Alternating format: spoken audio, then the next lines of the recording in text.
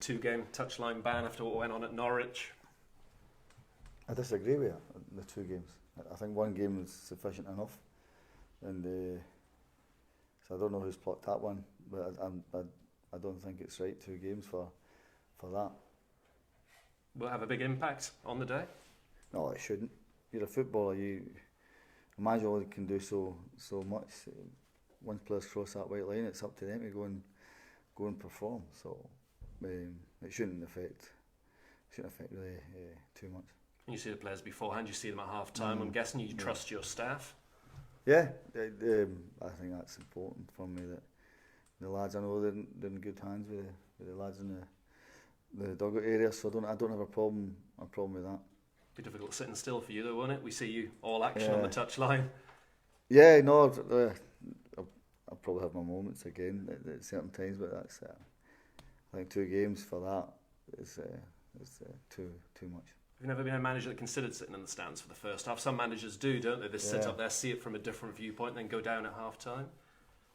I think it's everybody's prerogative how they want to do it. I don't like being detached from it. I like being in the action of it, and but I have to take the hit that's coming. Yeah, no plans to appeal. It's done and dusted. It's not going to get you anywhere. It's people make up their mind. As I said before, there's a lot of things that went on there that's been bypassed.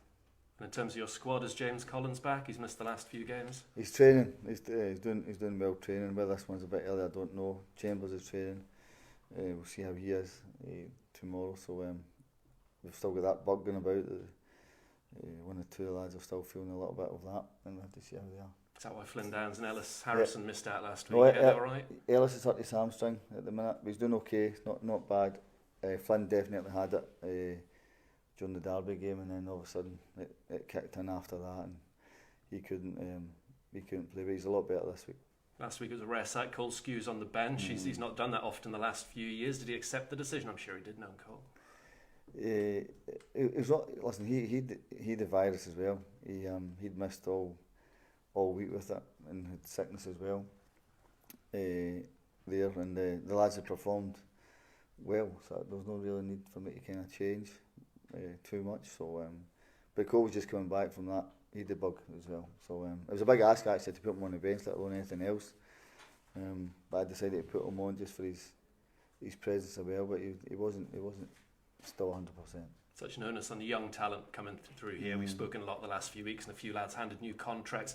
Do Cole and Luke Chambers, players like that, still have a part in the future of Ipswich Town, do you think? Oh, they're paramount, them lads. I don't think there's better role models, I think, anywhere they need to, for the way they are as guys, first and foremost, but as professional footballers. They conduct themselves brilliantly. They train really well. They're at the later stages of their career. And it's no nice when you get a bit older and you have to look over your shoulder what's coming, because you know something's coming. And I've been there, seen it, done it. And the biggest decision the lads have to make, whenever they ever do stop, if they ever stop, is what they do next with their own careers. But you can never.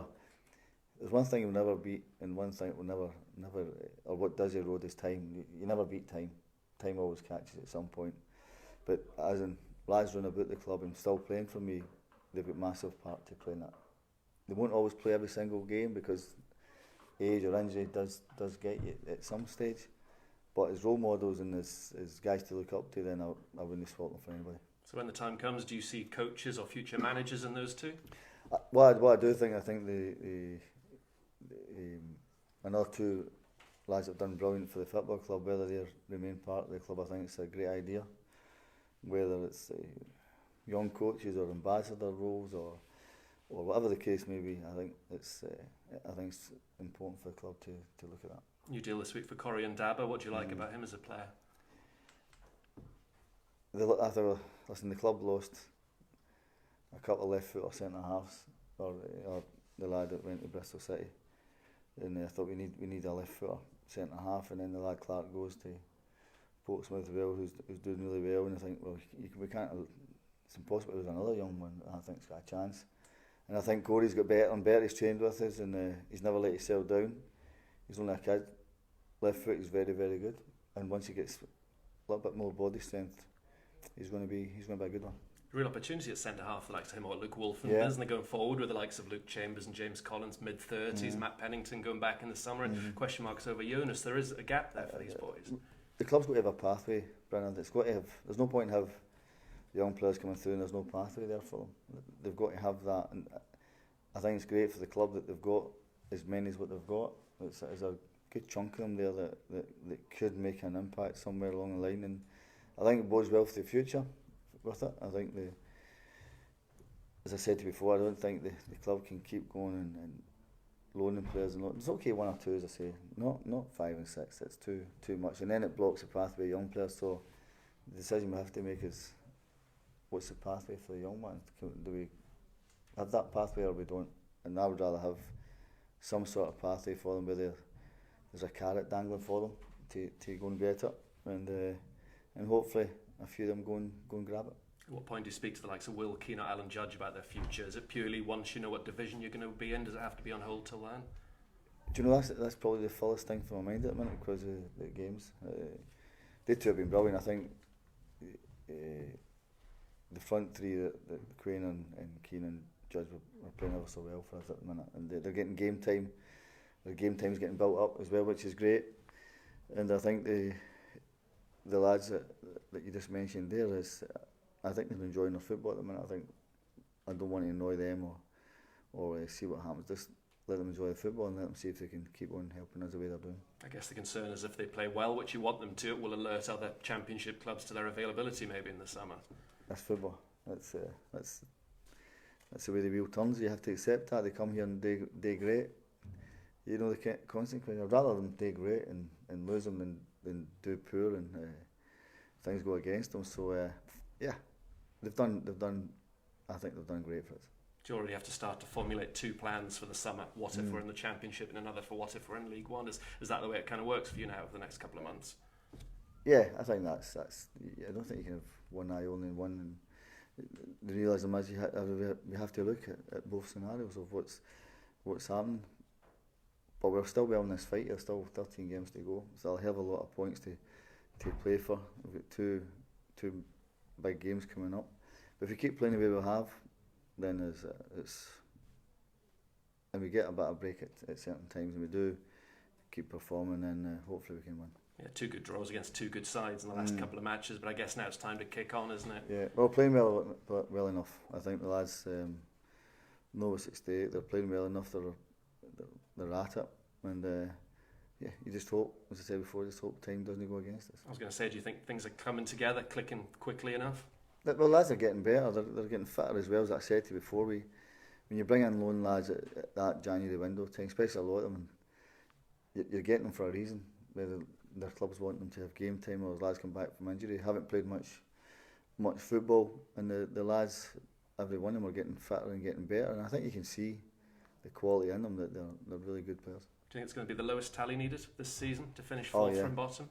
I think so. I think the way the league is I think that's definitely, that could be a main factor. Which must add to the hope.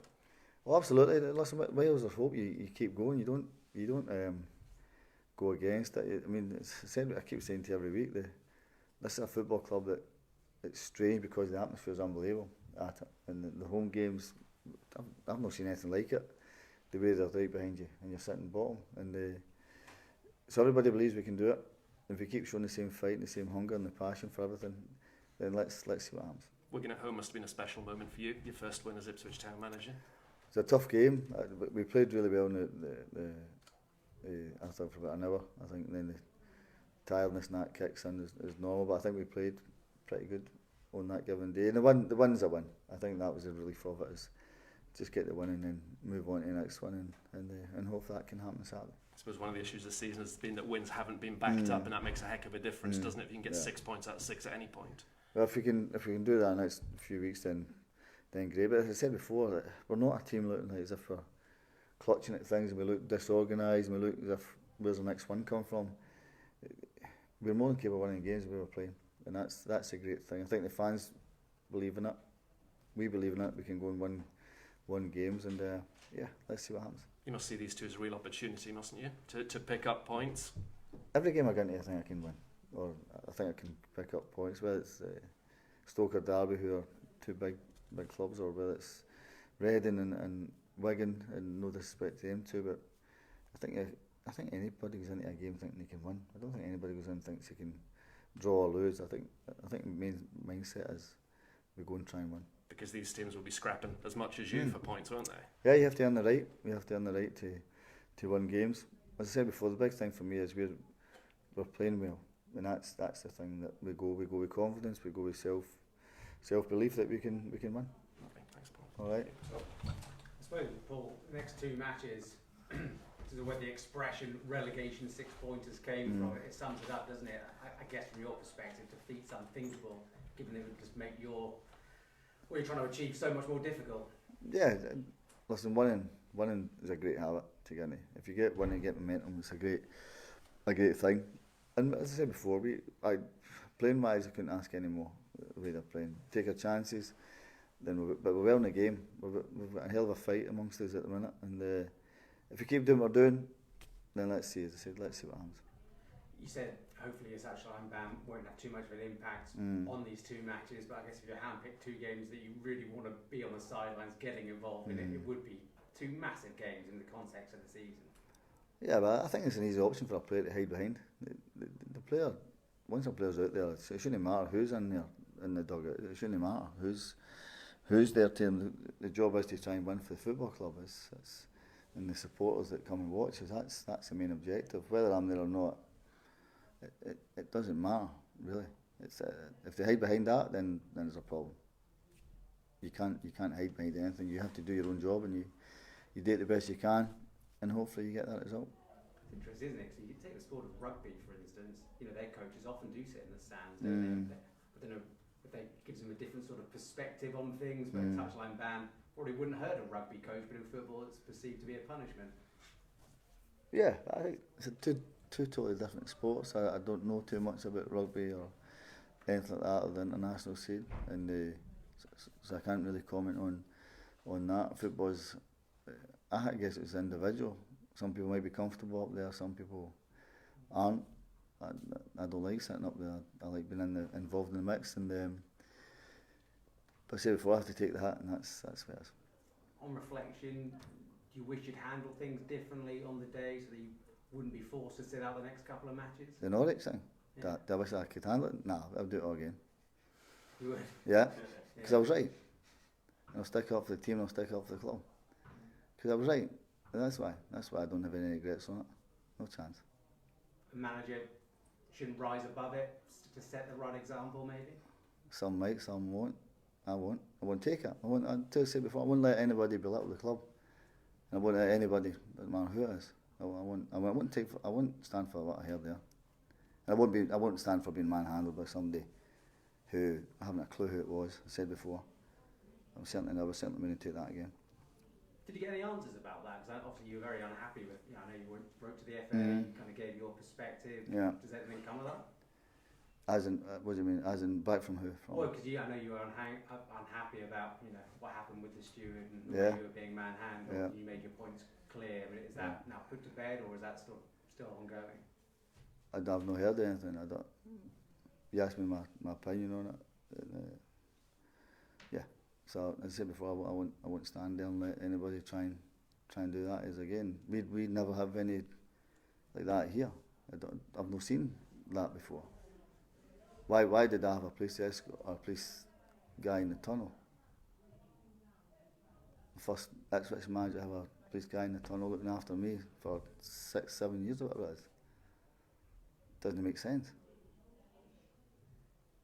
Because it makes noise. Doesn't make sense.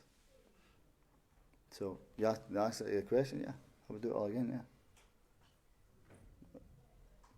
Stuart Taylor will be the man leading from the touchline for you in your absence. Tell us a little bit about Stuart, because he seems to bring the same energy to the party that you do. He's jumping around just as much as you are on match days. Yeah, I don't really pay attention to him, and I see him sometimes floating around there, and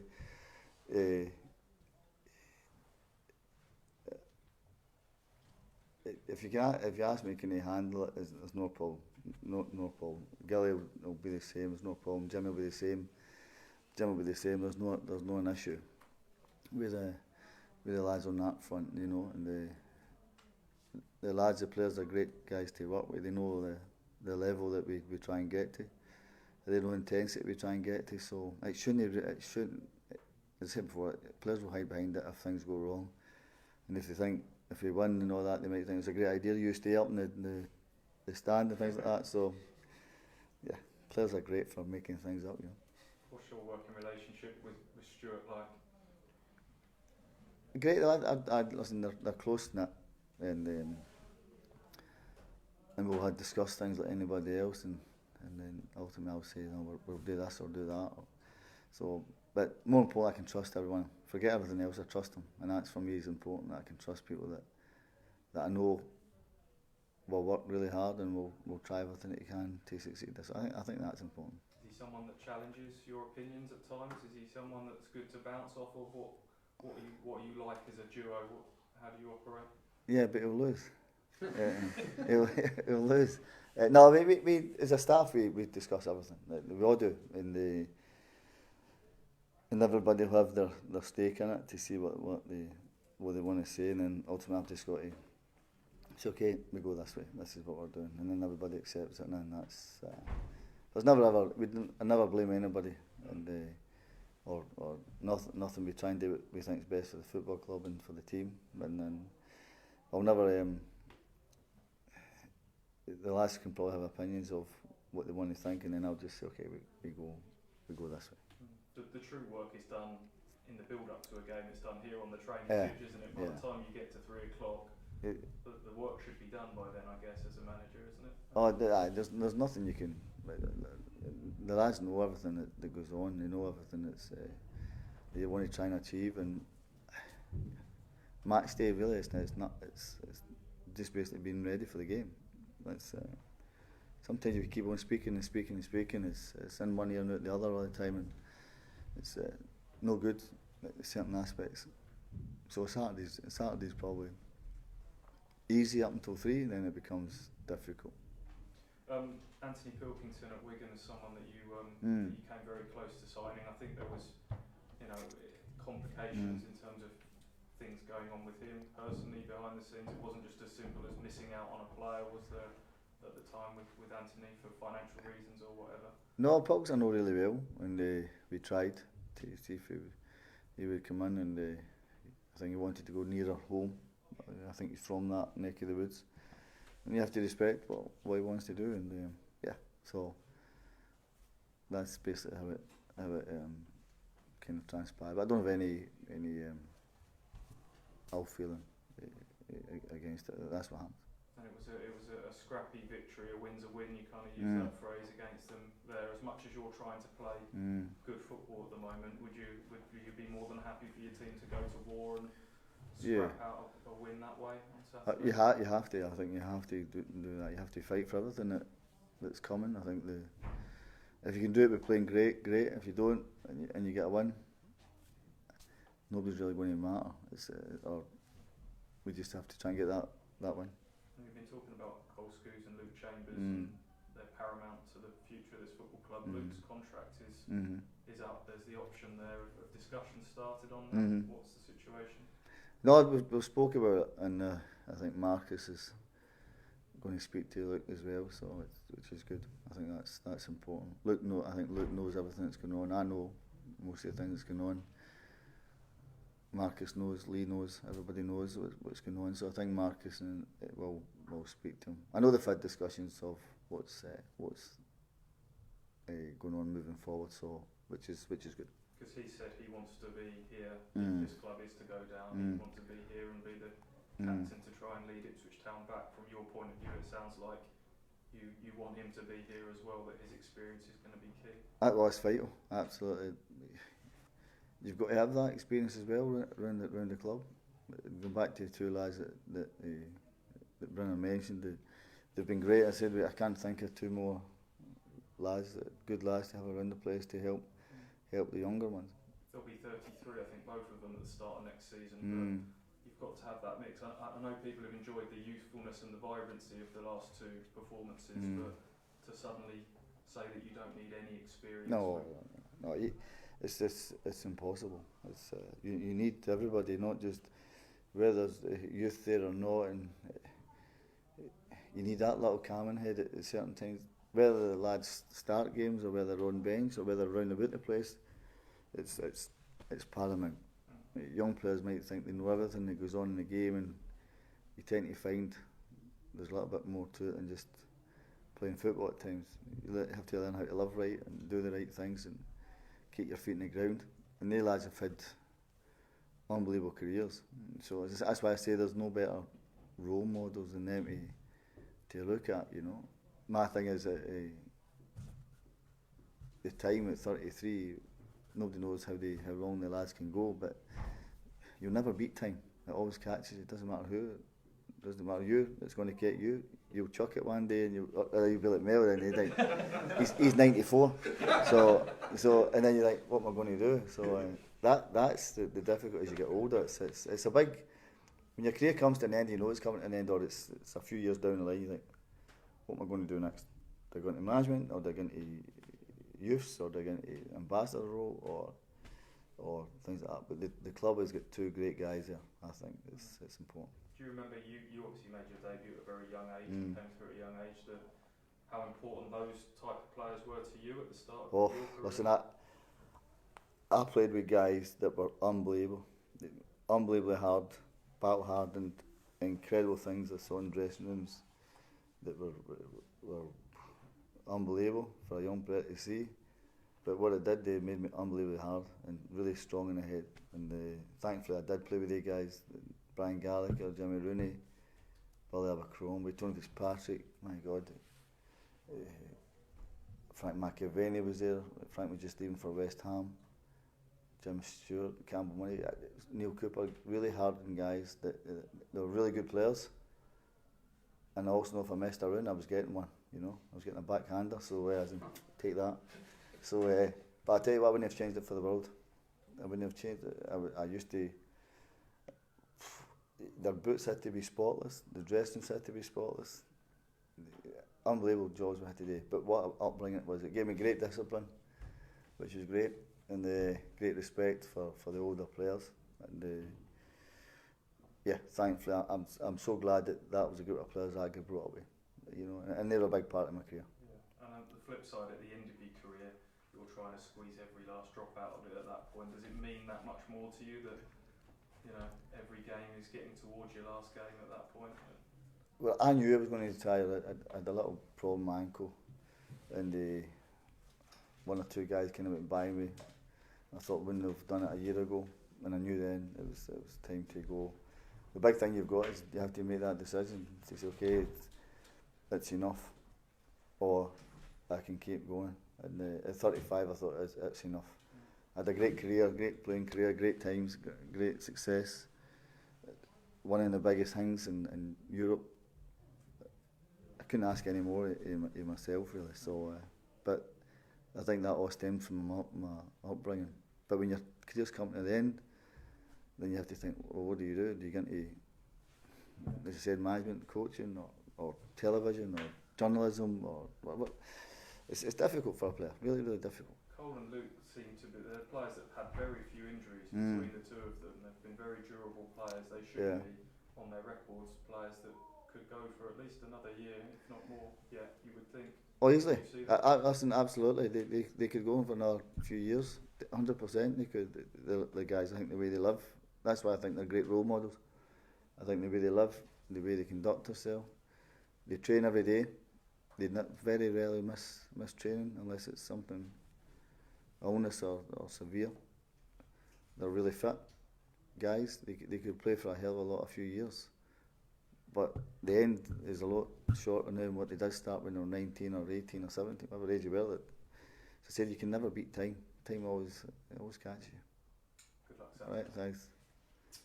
Emir Hughes and Tom Anigami, any progress with those two? They're doing okay. It's still way off it. Still way. I think they're in a better place. I think, and but still, it's frustrating as anything. I think for the guys. Forget anything else. I think just for them too, it's frustrating for them to not to go on the grass or anything, or not even training with us at all. Tom's done a little bit of a run. Amir's done a little bit with the physio and things like that. So, but it's still a long way away. Is that probably not this season? I don't know. I really don't know. Sometimes I think the lads are getting back, and then all of a sudden it breaks down, and you can't put pressure on them. Hopefully they're going to be okay. You mentioned one or two young centre halves. Chris Smith, where's he at the moment? In the building.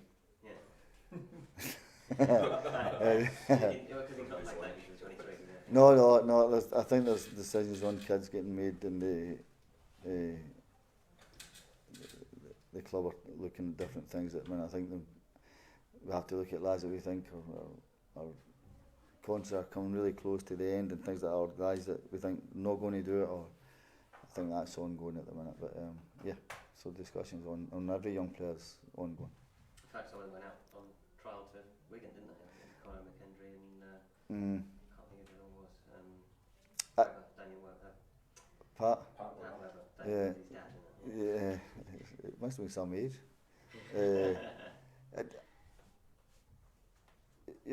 You get development lads.